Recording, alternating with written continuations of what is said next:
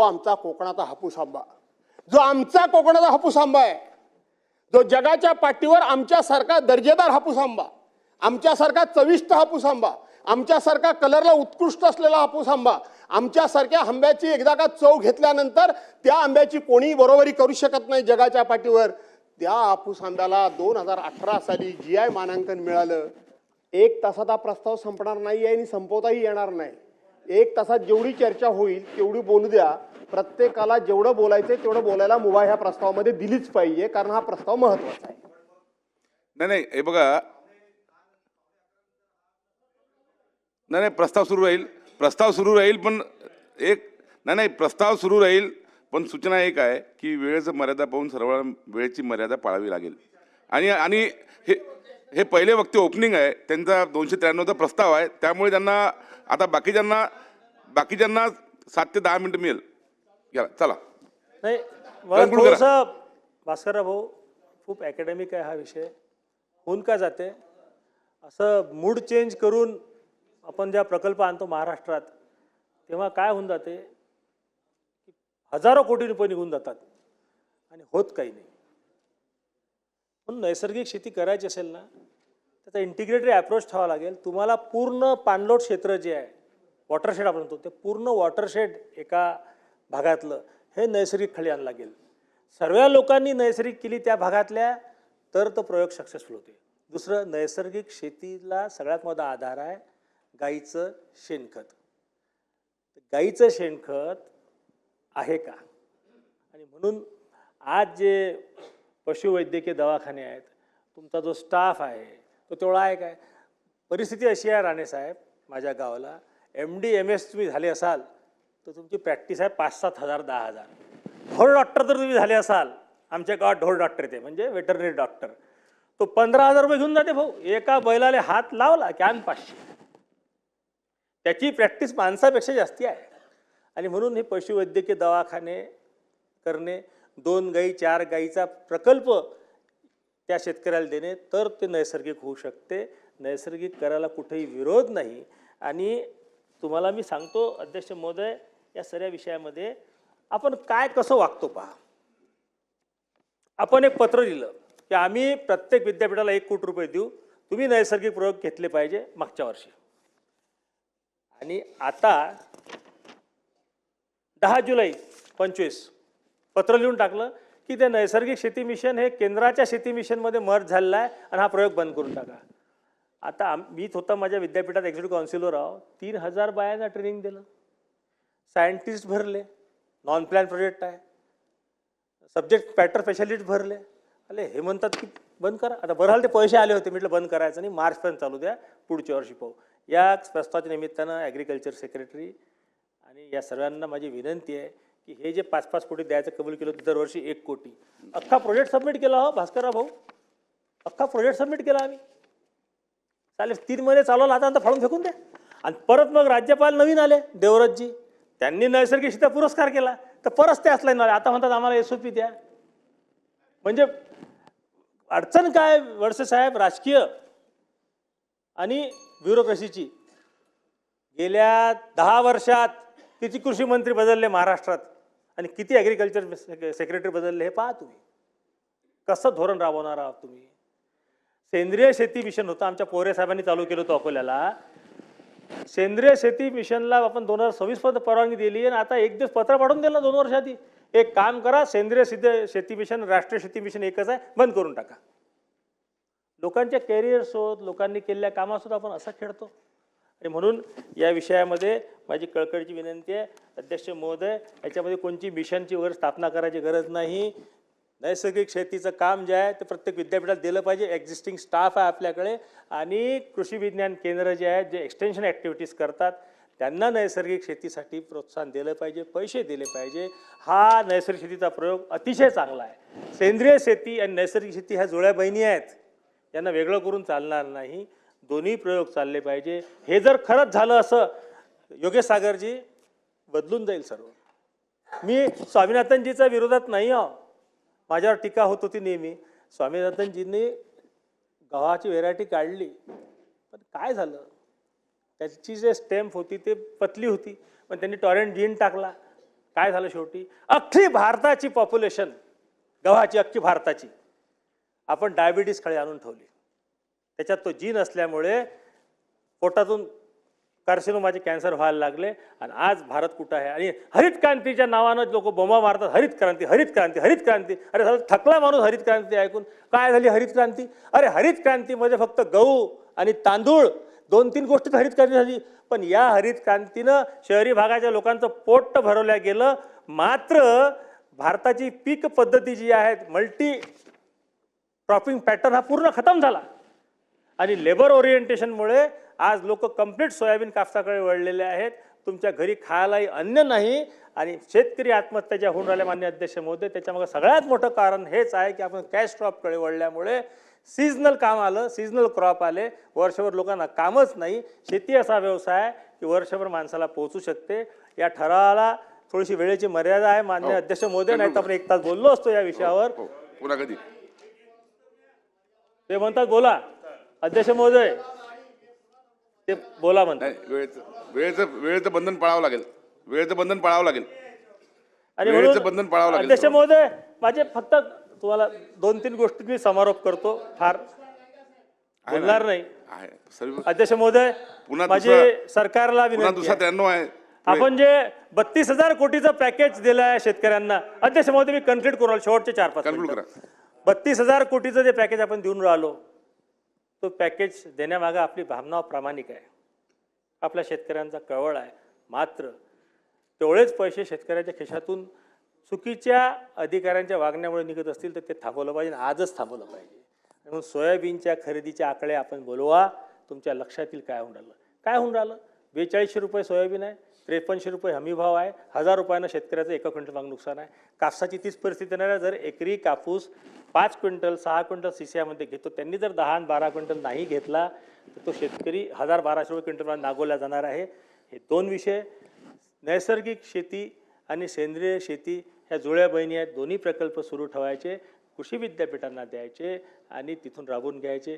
दुसरा विषय, मागच्या अधिवेशनात असा घसाफाळात रडलो, बोंबलत बसलो मी सांगितलं होतं की 986 कृषीचे पदं स्टेटला वरती करण्याचं अख्खं धोरण दिलं. साहेब, माझ्या पत्राला फक्त केऱ्याची टोपली दाखवल्या गेली, काही त्यात झालं नाही. दुसरं पत्र मी दिलं, CM साहेबांनी रिमार्क लिहिला की इम्पॅक्ट ॲनालिसिस घ्या नानाजी देशमुख कृषी संजीवनी प्रकल्पाचं, की मागं जो टप्पा 1 आपण केला होता त्याचा इम्पॅक्ट काय झाला, कुठपर्यंत आपण गेलो पुढे, त्याच्यातून काय मिळवलं, आणि नंतर टप्पा 2 चालू केला, त्याच्यावर काही झालं नाही. मी तिसरी रिकमेंडेशन दिली होती की केंद्रानं जसा मखाना बोर्ड चालू केला तसं आपण मिलेट बोर्ड चालू केलं पाहिजे. जगात मिलेटची मागणी आहे आणि मिलेटमुळे तब्येती सुधारते, पैसा येते. त्याच्यावरही काही झालं नाही. म्हणून माझी अध्यक्ष महोदय विनंती आहे आपल्याला की या प्रस्तावाच्या माध्यमातून आपण ह्या सगळ्या गोष्टीवर थोडा प्रकाश टाकू. आणि एक फक्त शेवटचं सांगतो, कृषी विद्यापीठं जे आहेत आपले, कृषी विद्यापीठं तिथं राजकीय आपण सर्व बसलेलो आहोत. कृषी विद्यापीठ नफा कमावण्याची मशीन नाही आहे, ती इक्विटी आहे पुढच्या पिढीसाठी, सीड बँक आहे. आणि म्हणून तिथल्या विद्यापीठामध्ये एक्झिक्युटिव्ह काउन्सिलवर सर्व राजकीय पक्ष जेव्हा माणसांची नेमणूक करतात तेव्हा त्यांना काही बेसिक बुद्धिमत्ता आणि त्या शेतीविषयी प्रामाणिकता असली पाहिजे. राजकीय हे करू नका. आणि सगळ्यात मोठं रिकमेंडेशन मी हे दिलं होतं, जे कदाचित काही लोक माझ्यावर नाराज होतील. आपण MCR तयार केलं, Maharashtra council for agriculture education and research, या सर्व कृषी विद्यापीठांची शिखर संस्था मान्य अध्यक्ष महोदय ही ॲबॉलिश करण्यात यावी. हे राजकीय पुनर्वसनाचं पद झालेलं आहे. 10 जण तिथं बसतात आणि 4ही कृषी विद्यापीठांना कंट्रोल करायचा प्रयत्न करतात. 4ही कृषी विद्यापीठाची पीक पद्धत वेगळी आहे, जमिनीची पद्धत वेगळी आहे. 3 लाखापर्यंत त्यावरचा जर खर्च करायचा असेल तिथं जावं लागते, याची गरज नाही. Agriculture secretary, agriculture minister, governor आहेत. आणि म्हणून हे जे Maharashtra council of agriculture education research penalty post म्हणून कोणतरी IAS ऑफिसर तिथं जाते, राजकीय पुनर्वसन करण्यासाठी काही लोक तिथं आपण त्याचा अध्यक्ष करतो, त्याच्यातून काही साध्य झालं नाही. आणि म्हणून हे जे MCR आहे हे अबॉलिश करण्यात यावं अशी कळकळीची मागणी मी आपल्यापर्यंत करतो. आणि याविषयी सभा काय आपण निर्देश द्यावे कृषी मंत्र्यांना की या सर्व विषयावर त्यांनी एक बैठक घ्यावी, संबंधित अधिकारी बोलावले. आणि शेवटी माझा कन्क्लूड करताना मी देवेंद्रजीचं मनापासून अभिनंदन करतो, त्याचे आभार मानतो. त्यांना जेव्हा हे लक्षात आलं तेव्हा त्यांनी कृषी मंत्र्याला एक पत्र लिहिलं, सीसीच्या बाबतीत पत्र लिहिलं, आपल्या सोयाबीनच्या खरेदीच्या बाबतीत पत्र लिहिलं. आजही आपल्या मुख्यमंत्र्यांनीच 2:15 वाजता बैठक बोलावली या विषयावर सकारात्मक तोडगा निघण्यासाठी. त्यांचं कौतुक करतो. चला, सरकारनं 32,000 कोटीचं पॅकेज देऊन शेतकऱ्यांविषयी प्रामाणिकता दाखवली, त्याबद्दल मी सरकारचं कौतुक करत असताना या ठरावाला समर्थन देऊन माझं बोलणं संपवतो. जय हिंद, जय महाराष्ट्र. चला, सन्माननीय सदस्य भास्करराव जाधव. सन्माननीय अध्यक्ष महोदय, या विधानसभेच्या हिवाळी अधिवेशनामध्ये प्रत्येक मंगळवारी हा सत्ताधारी पक्षाचा 293चा प्रस्ताव येतो आणि गुरुवारी हा विरोधी पक्षाचा 293चा प्रस्ताव येतो. हे नागपूरचं हिवाळी अधिवेशन या ठिकाणी विदर्भामध्ये म्हणजे नागपूरमध्ये होतंय आणि संपूर्ण विदर्भ असेल, मराठवाडा असेल, कोकण असेल, पश्चिम महाराष्ट्र असेल, उत्तर महाराष्ट्र असेल, हा संपूर्ण महाराष्ट्र या अधिवेशनातून आम्हा शेतकऱ्यांच्या पदरामध्ये काय पडतंय याची खूप मोठी आस लावून आणि खूप मोठ्या या अधिवेशनाकडे डोळे लावून बसलेला आहे अध्यक्ष महोदय. परंतु सत्ताधारी पक्षाची आणि सरकारची उदासीनता सांगतेय की शेतकऱ्याच्या पदरामध्ये काहीही पडणार नाही. याचं कारण असं आहे की हा पहिला प्रस्ताव सभागृहामध्ये चर्चेला येत असताना जर एखादा कॅबिनेट मंत्री सभागृहात हजर नसेल तर सभागृह चालवता येत नाही, म्हणून एक कॅबिनेट मंत्री आहेत. मला वाटतं ते मदतनी पुनर्वसन त्यांच्याकडे आहे. या 293च्या प्रस्तावामध्ये सरकारी पक्षाच्या वतीनंच इथं कृषी विषय महत्वाचा आहे. कृषी मंत्री कुठे आहेत? इथं दुग्ध, मत्स्य आणि आपले पशुसंवर्धन मंत्री कुठे आहेत? त्यांचा पत्ता नाही. इथं महसूल मंत्री कुठे आहेत? महसूल मंत्र्यांचा पत्ता नाही. आणि म्हणून केवळ सरकारला एक प्रस्ताव आम्ही मांडला आणि बाहेर जाऊन मीडिया समोर मोठमोठ्यानं मुलाखती दिल्या म्हणजे शेतकऱ्यांच्या पदरामध्ये काहीतरी खूप काही पडेल. फलोत्पादन मंत्री पाहिजेत. आमच्या कोकणाचा विषय आहे फलोत्पादन मंत्र्यांचा.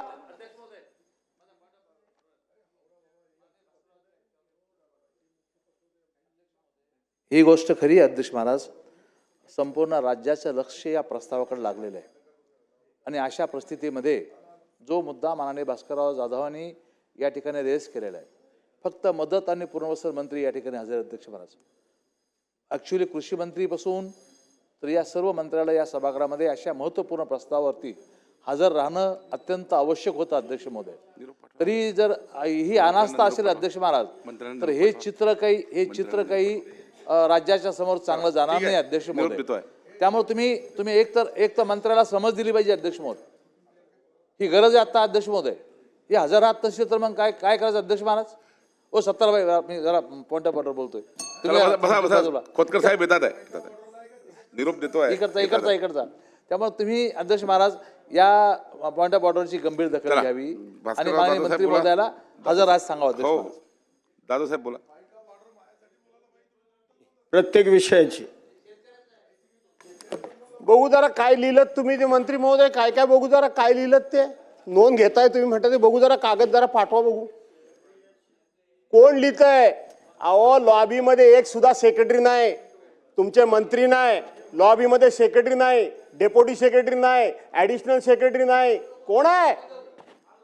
काय चाललंय? काय अशा पद्धतीनं कामकाज चालवता येतं? चालवा तुम्ही. आमचं काय म्हणणं नाही. आम्ही ओरडतोय पण सरकारच्या वतीनं इतका गंभीर विषयाचा प्रस्ताव समोर आलेला असताना कुठे आहेत मंत्री? कुठे गेले मंत्री? त्याची दखल कोणी घ्यायची? आता सन्मान्य सदस्य रणधीरजी सावरकरांनी हा प्रस्ताव ओपनिंग केला. त्यांनी सुद्धा सरकारी पक्षाच्या वतीनं बोलत असताना ते फार मर्यादेच्या पलीकडे जाऊन बोलू शकत नाही, परंतु प्रशासनाची मानसिकता काय ही त्यांच्या बोलण्यातून सातत्याने या ठिकाणी दिसून येत होती की कशा पद्धतीनं लोकांच्याकडे बघण्याचा दृष्टिकोन प्रशासनाचा नकारात्मक आहे ते सांगत होते. आम्ही केवळ टीकेला टीका करण्याकरता या ठिकाणी नाही आहोत. म्हणून मी म्हटलं की कुठे आहे पशुसंवर्धन मंत्री, दुग्ध विकास मंत्री, मत्स्य मंत्री, महसूल मंत्री, कृषी मंत्री, कुठे आहेत सगळे हे मंडळी? कोणच नाही. हे पीए तुमचे फक्त बसले तिथं, ती अदृश्य गॅलरी आहे म्हणून म्हणायचं. अदृश्य झाले कुठं ते सगळे? दादासाहेब आपण मुद्दे मांडा. मी मुद्दे मांडतो, काय हरकत नाही, पण ते कशा करता मांडायचे? लिखित देऊन टाकतो सगळं, म्हणजे लवकर आटपता येईल. नाही नाही, बोला आपण बोला. तेच सांगतोय ना. नाही पण सागरजी चुकीची आहे का? बोलवा ना. हा हा हो येतात, बोला आपण येतात.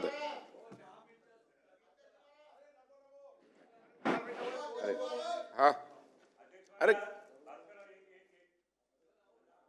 माझा चैनसूक क्षमतेची माझा आठवणीत आले ते एक शेर सांगतो. अध्यक्ष महाराज म्हणाले, भास्करराव तुम्ही चालू करा. जब मेरा जनाजा निकला तो सारी दुनिया देखने निकली, पर वो कमबख्त न निकली जिसके लिए जनाजा निकला. चला दादासाहेब बोला, दादासाहेब बोला. हरीशजी बसा ना प्लीज. अध्यक्ष महोदय, सप्टेंबर ते ऑक्टोबर नोव्हेंबरच्या दरम्यान, ऑक्टोबरमध्ये जास्तीत जास्त या राज्यामध्ये 29 जिल्हे, 253 तालुके आणि जवळजवळ 2065 आपली जी मंडळं असतात, सर्कल असतात. या सर्कलमध्ये अतिशय अतिवृष्टी झाली, अनियमित पाऊस पडला, अवेळी पाऊस पडला, मर्यादेपेक्षा आणि सरासरीपेक्षा कितीतरी पटीनं पाऊस पडला आणि त्या ठिकाणी शेतकरी हा पूर्णपणे उद्ध्वस्त झाला. अध्यक्ष महोदय, शेतकरीच केवळ उद्ध्वस्त झाला अशातला भाग नाही, तर आपण तो काळ आठवा की त्या काळामध्ये जे मीडियावर, टीव्हीवर वगैरे जी वृत्त येत होती, गायी गुरं सुद्धा गोट्यामध्ये बांधलेली पाण्यामध्ये डुंबून तडफडून मरताना आपण सर्वांनी बघितली. केवळ शेतीचं नुकसान झालं, एखादा सीझन हातातून गेला, एवढ्या पुरेसा हा प्रस्ताव नाही किंवा एवढ्या पुरेशी ही चर्चा होऊन चालणार नाही. तर ज्या भागामध्ये कधी नदीला पाणीच येत नव्हतं, आपण बघितलं मराठवाड्यासारख्या ठिकाणी, की जिथे आपण टँकरनी नव्हे तर रेल्वेनं सुद्धा, ज्या भागामध्ये आपण रेल्वेने पाणी पोचवलं होतं त्या भागामध्ये सुद्धा नद्या तुडुंब भरून गेल्या. नद्या भरल्या त्या भरल्या, पाणी जिकडे तिकडे झालं ते झालं, गाई गुरांचं नुकसान झालं, जवळजवळ 700 जनावरं दगावली, 3799 घरं कोसळून पडली. त्याचबरोबर 75,42,000 हेक्टरवरचं शेतकऱ्याचं पूर्णपणे शेतीचं नुकसान झालं आणि 264 माणसं या सगळ्या अतिवृष्टीमुळे मृत्युमुखी पडली. हे झालंच अध्यक्ष महोदय. पण त्याचबरोबर ह्या नद्या ज्या दुथडी भरून गेल्या, त्या नद्यांनी अशा पद्धतीची जमीन खरवडून काढली की आता पुढच्या कित्येक वर्षामध्ये त्या ठिकाणी मंत्री महोदय पीक घेणं हे शेतकऱ्याला खूप अवघड होणार आहे. शेतकऱ्याच्या हातामध्ये आता राहिलेलं नाही, कारण जमिनीचा पोतच हा पूर्णपणे त्या ठिकाणी पुराखाली वाहून गेला. जी पिका योग्य असलेली कसलेली जमीन असते ती जमीनच पूर्णपणे खरवडून त्या ठिकाणी वाहून गेली. त्यामुळं एखाद्या वेळेला एखाद्या सीझन पुरेसं फक्त शेतकऱ्याला मदत करून त्या शेतकऱ्याला आपल्याला उभं करता येणार नाही. तर त्या शेतकऱ्याला उभं करायचं असेल तर या सार्वभौम सभागृहामध्ये सर्व सदस्यांचे जे काही वेगवेगळे अनुभव असतात ते अनुभव एकत्रित करून सरकारला काहीतरी याच्यामध्ये कायमस्वरूपी आणि ठोस अशा पद्धतीची उपाययोजना करणं अत्यंत गरजेचं आहे. आणि म्हणून ही चर्चा महत्वाची आहे. ही चर्चा केवळ भाषण करण्याकरता मर्यादित चर्चा नाही. आम्ही केवळ 293चा प्रस्ताव या ठिकाणी मांडला, मंजूर केला, भाषण केली आणि विषय संपला असं नाही.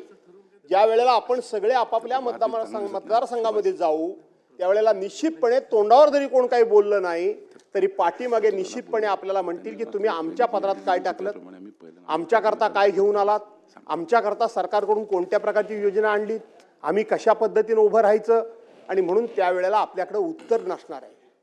आणि म्हणून अध्यक्ष महोदय, ही जी 75 लाख 80 लाख हेक्टर या ठिकाणी जमीन ही पूर्णपणे किंवा शेतकरी हेक्टरवरची पिकं ही शेतकऱ्याची पूर्णपणे नाश पावली. त्याला आपण उभं कसं करणार? आपण 32,300 कोटी रुपयाचं पॅकेज दिलंय असं मंत्रिमंडळासमोर आपण जाहीर केलं. माझा आग्रह BSC मध्ये तोच होता, आता देखील तोच आहे की 32,300 कोटी रुपयाचं आपण जे पॅकेज दिलं ते या सभागृहाला सांगा. त्या पॅकेजच्या माध्यमातून तुम्ही शेतकऱ्याला कसं उभं करणार, त्याची गुरंढोरं कशी त्या ठिकाणी पुन्हा त्याच्या गोठ्यामध्ये येणार, त्याचा दुग्ध व्यवसायाचा धंदा पहिल्यासारखा कसा चालणार, कापूस व्यावसायिक कापूस पिकवणाऱ्या शेतकऱ्याला एक काळ तुम्ही 12 आणि 15,000 रुपये पर आपली ही क्विंटल दर मागत होतात. आज गेले 4-5 वर्ष 6,200 रुपयाच्या पुढे शेतकरी गेला नाही. एक काळ तुम्ही 8,000 रुपये सोयाबीनला दर मागत होतात. आज 3,200 रुपये क्विंटलच्या पुढे सोयाबीनचा शेतकरी जात नाही. दिवसागणिक महागाई वाढली आहे आणि महागाई वाढलेली आणि शेतकऱ्याच्या पिकाचा दर मात्र त्या ठिकाणी दिवसेंदिवस खाली यायला लागलाय. त्यातून तो रडत कडत कुडतडत काहीतरी करत होता, पण आता ह्या पुरामुळे तो पूर्ण उद्ध्वस्त झाला. आणि म्हणून आग्रह असा होता की त्या 32,200 कोटी रुपयाची विगतवारी कशी होणार आहे, ती त्याला कधी मिळणार आहे, ती कशा स्वरूपात मिळणार आहे. कारण या ठिकाणी वळसे पाटील साहेब बसलेत. अनेक वेळेला सरकारनं वेगवेगळ्या, मग आपण असू ते असतील कोणी असेल, त्यांनी पॅकेज त्या वेळेला शेतकऱ्यांना द्यायच्या घोषणा केल्या. पण नंतर याच सभागृहामध्ये चर्चा झाली की ही पॅकेजेस फसवी असतात. कशी असतात पॅकेजेस? 32,200 कोटी रुपये तुम्ही खरोखर शेतकऱ्याला देणार आहात काय, ते कसे देणार आहात ते आम्हाला सांगा. ही पॅकेजेस अशी दिली जातात 3 किंवा 15,000 कोटीची तरतूद आहे. माझ्या हातामध्ये सगळ्या तरतुदी आहेत. 75,286 कोटी रुपयाची पुरवण्या मागण्या तुम्ही मागितलेल्या आहात. राज्याचा मूळ अर्थसंकल्प किती? 7,57,000 कोटीचा. गेल्या वेळेला पुरवण्या मागण्या किती मंजूर केल्यात? 57,000 कोटीच्या. आता पुरवण्या मागण्या किती मंजूर केल्यात? 75,000 कोटीच्या. 1,84,000 कोटी रुपयाच्या पुरवणी मागण्या तुम्ही केल्यात. याचा अर्थ तुम्ही जे फुलफ्लेज बजेट तुम्ही पण मांडलेलं होतं, हे बजेट पूर्णपणे तुमचं कोलमडलेलं आहे. तुमचे पूर्णपणे अंदाज हे कोलमडून पडलेले आहेत आणि राज्याची आर्थिक शिस्त ही पूर्णपणे बिघडलेली असताना तुम्ही शेतकऱ्याला कुठून पैसे देणार? आपण बरं झालं बजेटचं सांगितलं म्हणून. सगळे आकडे माझ्यासमोर आहेत बजेटचे. आकडेवरून करायचं काय? कोणाकोणाला जास्त कुठल्या विभागाला दिलेत. शेतकऱ्यांना जर 32,300 कोटी रुपयाचं फुलफ्लेज बजेट मांडल्यानंतर जर तुम्ही मदत करणार असाल तर शेतकऱ्याच्या शेतीला किती कृषी विभाग, पर्टिक्युलर कृषी विभागाचा याच्यामध्ये उल्लेख तुमच्या सप्लिमेंटरी बजेटमध्ये नाही. तुम्ही त्या ठिकाणी महसूल आणि वने या हेडखाली ते पैसे घेतलेले आहात. थोडंफार आम्ही पण अभ्यास करतो या विषयामध्ये, नाही अशातला भाग नाही.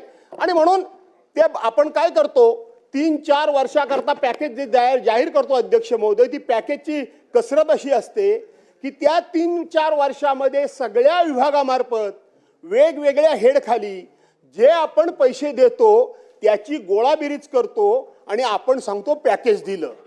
आणि म्हणून हे पॅकेज फसवं असतं. हे तात्कालीन सरकारने अनेक सदस्यांनी लक्षात आणून दिल्यानंतर आता याच्या पुढे पॅकेज द्यायचं नाही आणि पॅकेज नको अशा पद्धतीची पलीकडची मंडळी असेल, अलीकडची मंडळी असेल, त्या वेळेला बोलली होती. पण पुन्हा तुम्ही पॅकेजचा प्रयत्न या ठिकाणी केलात. याचा अर्थ तुम्ही शेतकऱ्याला फसवण्याचा उद्योग या ठिकाणी केलेला, शेतकऱ्याला फसवण्याचा उद्योग केलेला अध्यक्ष महोदय. आणि म्हणून त्या खरवडलेल्या जमिनी तुम्ही कशा पुन्हा सुस्थितीत आणणार ते तुम्ही सांगितलं पाहिजे. तुम्ही अशा पद्धतीनं त्यांना किती अनुदान देणार ते तुम्ही सांगितलं पाहिजे. केंद्रीय कृषी मंत्र्यांनी भर पार्लमेंटमध्ये सांगितलं की महाराष्ट्र सरकारच्या वतीनं मदतीचा प्रस्तावच आला नाही. महाराष्ट्र सरकारच्या वतीनं तुम्ही प्रस्तावच पाठवलात नाही. याचा अर्थ तुम्ही केवळ विरोधी पक्षाला फसवताय असातला भाग नाही, तर ज्या शेतकऱ्यांनी मोठ्या अपेक्षेनं तुम्हाला सत्तेवर आणून त्या ठिकाणी बसवलं. अध्यक्ष महोदय, इथं केंद्रीय मंत्र्याचा उल्लेख झाला. केंद्रीय मंत्र्यांनी सुप्रिया सुळेंना उत्तर देताना स्पष्ट सांगितलं की महाराष्ट्र सरकारचा प्रस्ताव आमच्याकडे प्राप्त झालेला आहे, रेकॉर्डवर चुकीचं जाऊ नये, एवढंच मला करेक्शन करायचं. चला ठीक आहे. ठीक आहे, आमच्या मित्रांना लवकरच मंत्री करा, कारण उत्तर मंत्री देणारच आहेत. त्यावेळेस ते क्लिअर करू शकले असते, पण काही हरकत नाही. माझं काय त्याबद्दल काही दुमत असण्याचं कारण नाही. पण मंत्री काय बोलले, सुप्रियाताई काय बोलले, पार्लमेंट, मी नाव कोणाचंच घेतलं नव्हतं खरं सांगायला गेलं, पण तुम्ही घेतलं ते बरं झालं. आणि म्हणून ते सगळं रेकॉर्डवर आहे. तुम्ही काय बोललात ते करा जाहीर. तुम्ही या ठिकाणी महाराष्ट्र सरकारच्या वतीनं केंद्र सरकारच्याकडे मदतीचा प्रस्ताव कधी पाठवलात त्याची तारीख सभागृहामध्ये जाहीर करा. तो प्रस्ताव सभागृहाला सांगा तुम्ही कधी पाठवलात तो. मी जबाबदारीनं सांगतो की त्याच वेळेला नगरला देशाचे केंद्रीय गृहमंत्री आले होते. ज्यावेळेला पूर झाला त्यावेळेला या सभागृहाचे उपमुख्यमंत्री माननीय अजितदादांनी सांगितलं की आम्हाला काहीतरी तुम्ही मदत करा, आम्ही लक्ष ठेवून आहोत. मदत करा. त्यांनी सांगितलं प्रस्ताव पाठवा, मग बघू. त्याच वेळेला बिहारची निवडणूक होती. बिहारला कोणी मागितले होते पैसे प्रत्येकाच्या खात्यामध्ये 10-10 हजार रुपये. तिथे कुठला पूर आला होता, तिथे कुठली दुर्घटना घडली होती. तिथं मात्र न मागता निवडणूक डोळ्यासमोर ठेवून तुम्ही पैसे देता आणि ज्या जनतेनं तुम्हाला सरकार दिलं त्यांना मात्र मदत करण्याकरता तुम्ही प्रस्तावाचं नाटक करता, प्रस्तावाचा बहाणा करता, प्रस्ताव पाठवा म्हणून सांगता. तुमच्या डोळ्यादेखत एवढी सगळं घडलेली घटना असताना प्रस्ताव काय चाललाय प्रस्ताव? कधी आलं केंद्रीय कृषी पथक? केंद्रीय पाहणी पथक आलं कधी? किती दिवसानंतर ह्या घटना घडल्यानंतर आलं? आणि ते दिवसा आलं की रात्र आलं हो मंत्री महोदय. पाहणी जी केंद्रीय पथकाने जी केली ती रात्रीची केली, दिवसा का नाही केली? दिवसाही केली का? फक्त तुम्ही जे सांगू शकता तूच गेली म्हणून रातोरात पथक आलं आणि रातोरात गेलं. त्यांनी कोणत्याही प्रकारची पाहणी केलेली नाही. आणि म्हणून अध्यक्ष महोदय, हा खूप मोठा चर्चेचा विषय आहे. मी फार वेळ या विषयामध्ये घेऊ इच्छित नाही. शेतकरी आज खूप मोठ्या आशेनं या ठिकाणी बसलाय की या नागपूरच्या हिवाळी अधिवेशनातून च्या माध्यमातून विशेष करून विदर्भ, मराठवाडा आणि कोकण किंवा बाकीचा भाग सुद्धा आहेत की आमच्या पदरामध्ये काय पडतंय ते तुम्ही स्पष्टपणे इगतवारीनुसार प्रत्येकाच्या खात्यामध्ये किंवा प्रत्येक माणसाला काय मदत करताय हे तुम्ही सांगितलं पाहिजे. तुम्ही नेहमी काय भाषणामध्ये सांगता की एनडीआरएफचे निकष आम्ही वाढवले. असं नाहीये. हे एनडीआरएफचे निकष ज्या वेळेला 2023 साली कुठंतरी आता सुरुवात झाली आहे. बोला बोला आपण. आणि म्हणून एनडीआरएफचे निकष हे मंत्री महोदय काय आता बदलले अशातला भाग नाही. ते पूर्वी सुद्धा बदललेले होते. परंतु प्रत्येक वेळी आपण एनडीआरएफचे निकष बदलले म्हणून सांगतो. त्या एनडीआरएफचे निकष आता फार जुने झालेले आहेत.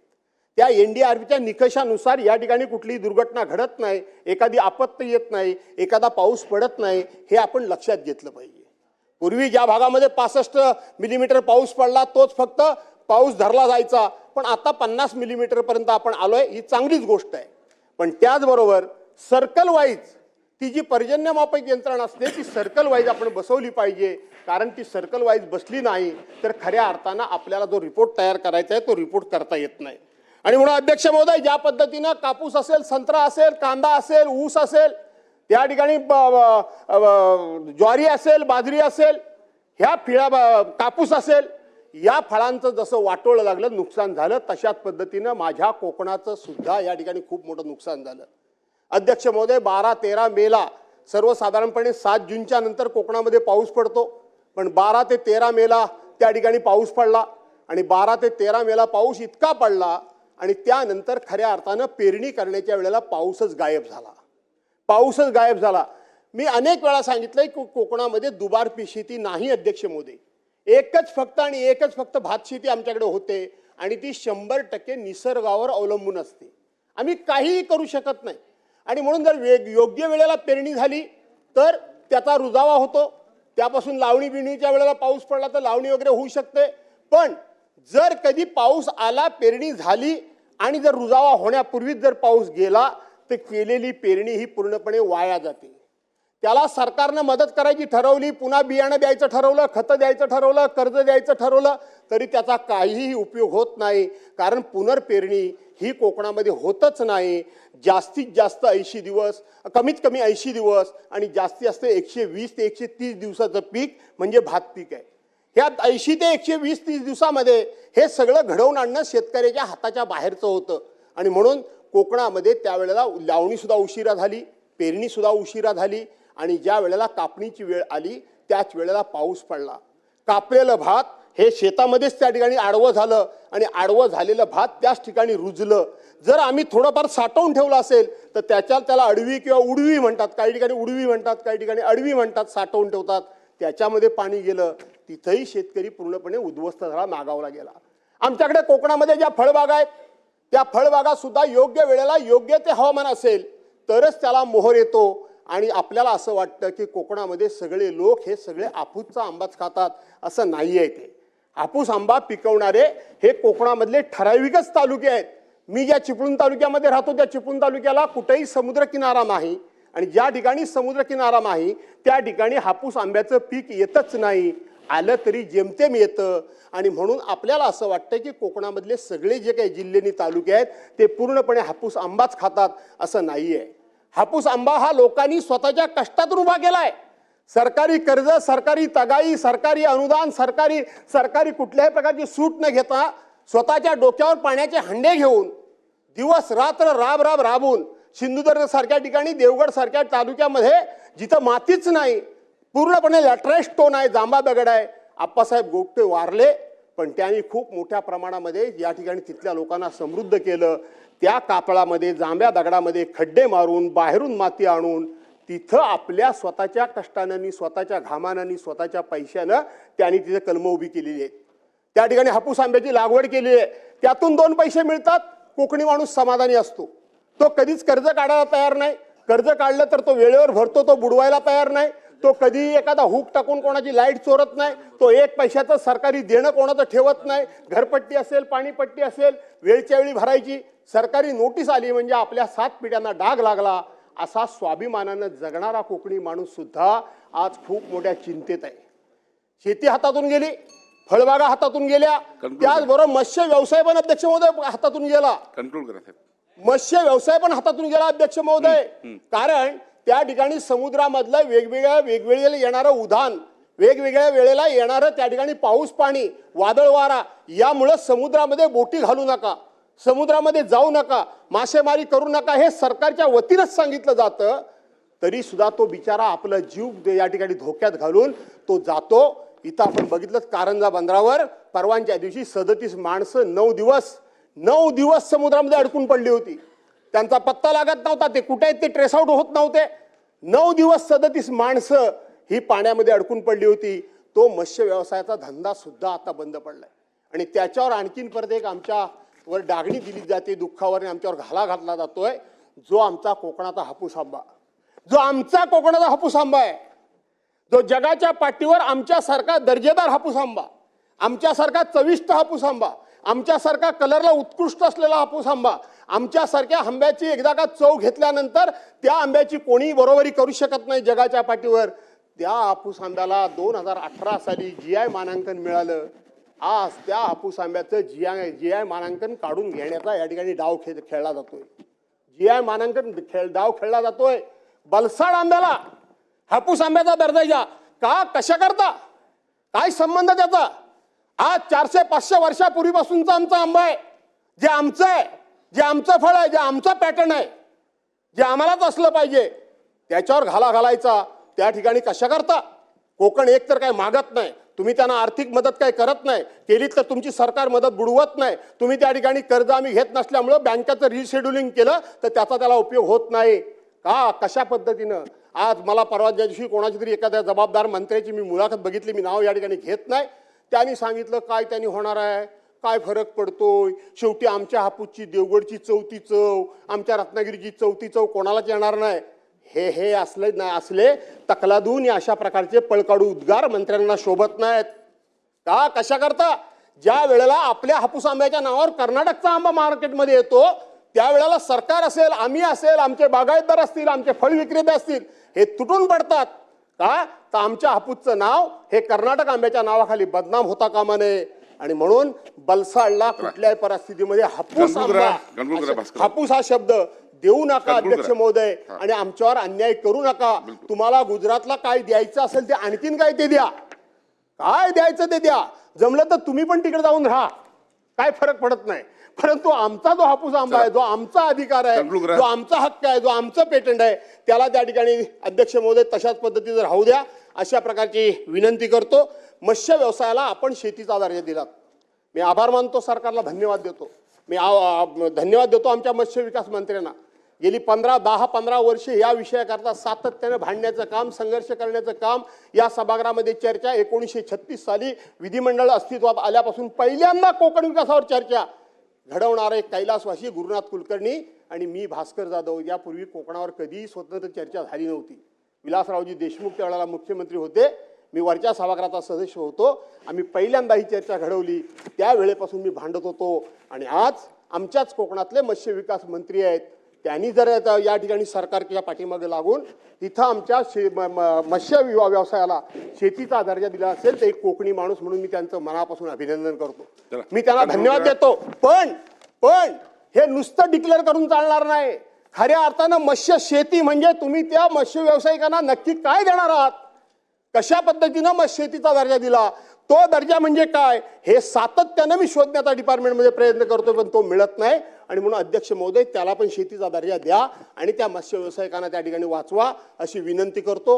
आमच्या बागायती वाचवा, आमचे मत्स्य व्यवसाय वाचवा, आमच्या फळबागा वाचवा, आमची शेती वाचवा आणि त्याचबरोबर विदर्भाला सुद्धा वाचवा, मराठ्याला सुद्धा, मराठवाड्याला सुद्धा वाचवा, उत्तर महाराष्ट्राला वाचवा, पश्चिम महाराष्ट्राला वाचवा.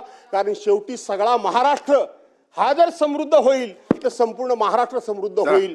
आणि म्हणून या चर्चेच्या माध्यमातून सरकारचं औदासीन्य आहे, सरकारचं दुर्लक्ष आहे. एवढं बोलल्यानंतर सुद्धा एक मंत्र्याच्या पलीकडे कोणी मंत्री आला नाही. आणि म्हणून सरकार लोकांना फसवण्याकरता हा चर्चेचा हा प्रस्ताव येऊ नये, तर शेतकऱ्यांना न्याय देण्याकरता आलेला असावा एवढी अपेक्षा करतो. या ठिकाणी थांबतो.